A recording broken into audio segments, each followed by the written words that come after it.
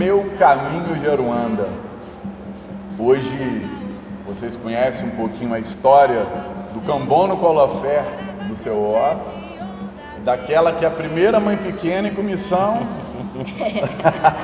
de Alorixá, primeira missão de Alorixá da casa, Mateus de Xangô, Michele de Oxum.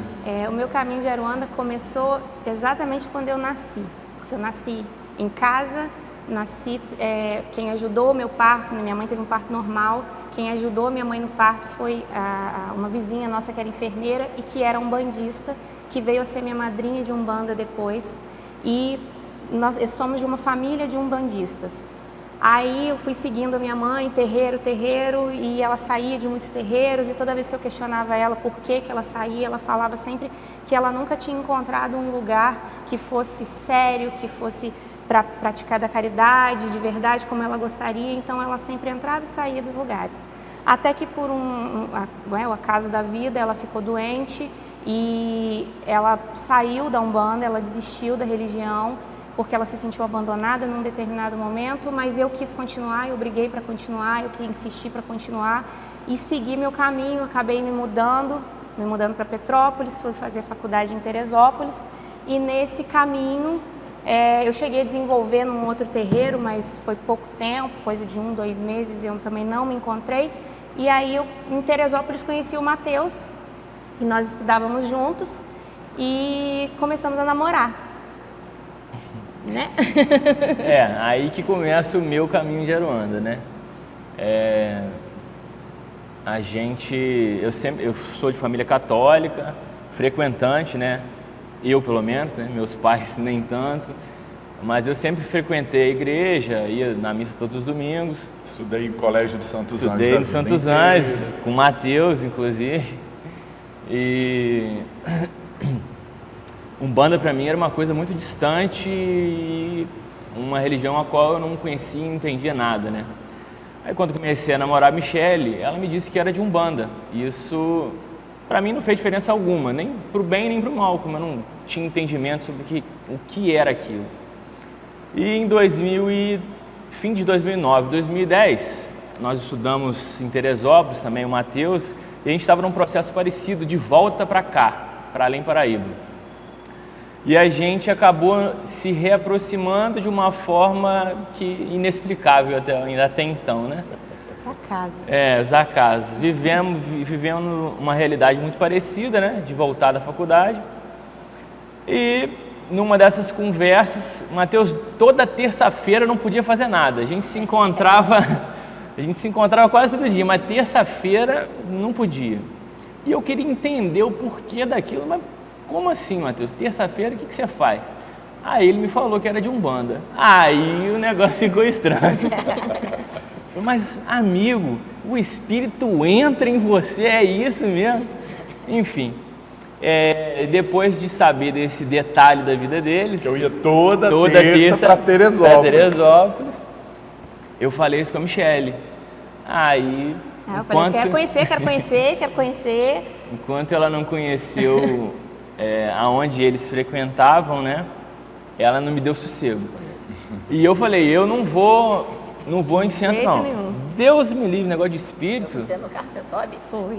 Eu fico dentro do carro e você vai. A gente estava no Rio no dia, foi uma sessão de sábado. Fomos numa churrascaria, rodízio. E a Michele não comeu carne.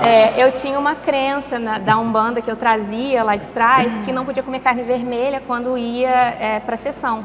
E aí a gente foi na churrascaria e eu comi salmão. Olha, deixei um rim lá e ela não comeu nada.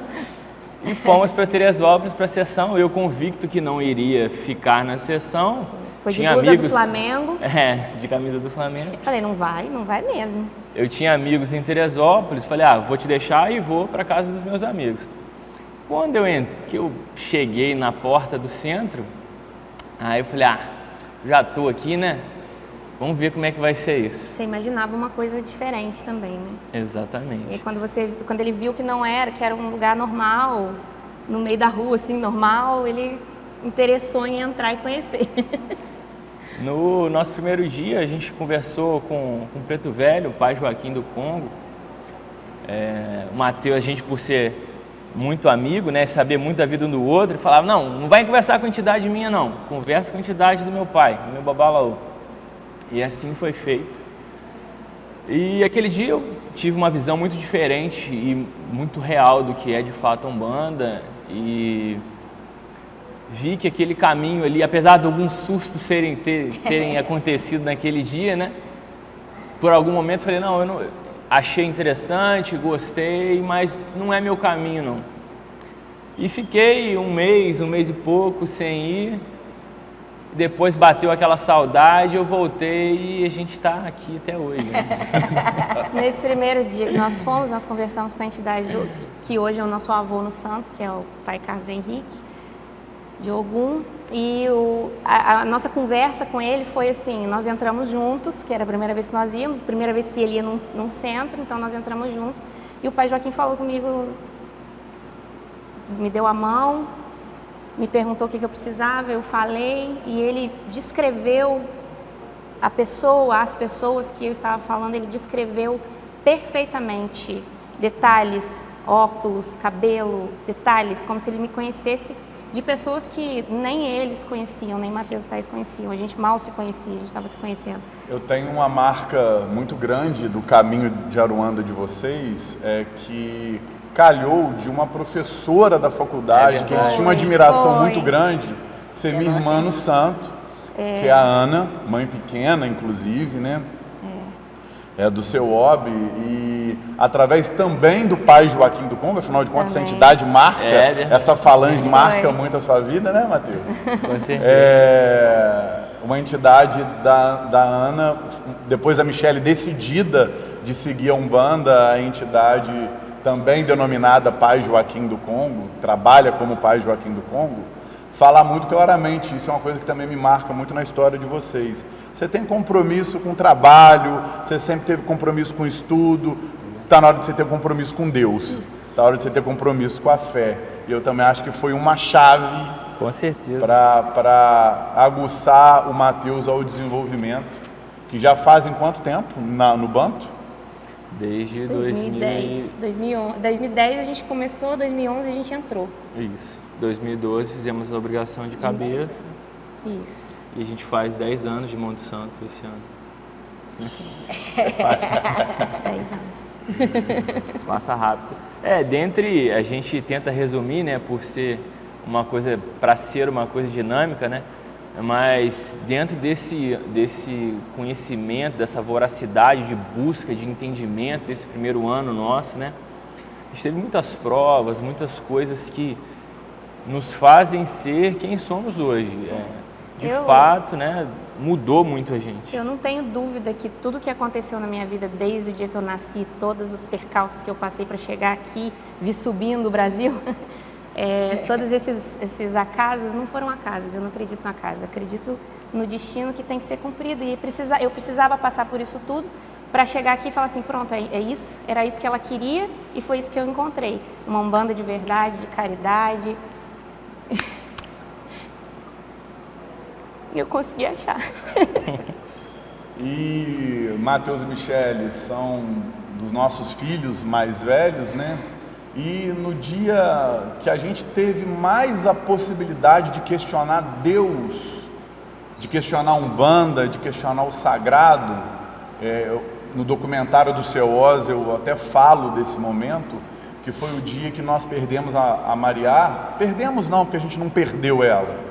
Mas o dia que a gente sentiu a perda de um filho, no exato momento em que a gente recebeu a notícia do hospital, do médico falando, a Michele ligando para a Thaís que a bolsa dela tinha estourado e o Miguel estava chegando.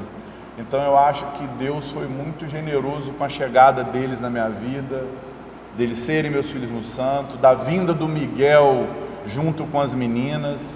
Eu acho que tudo tem um entrelace espiritual que boa parte hoje a gente compreende em alguns momentos, que fazem esse caminho de Aruanda tão especial. Isso aí. E é isso aí? É isso aí, vai falar o que mais depois disso? Então tá aí mais um caminho de Aruanda.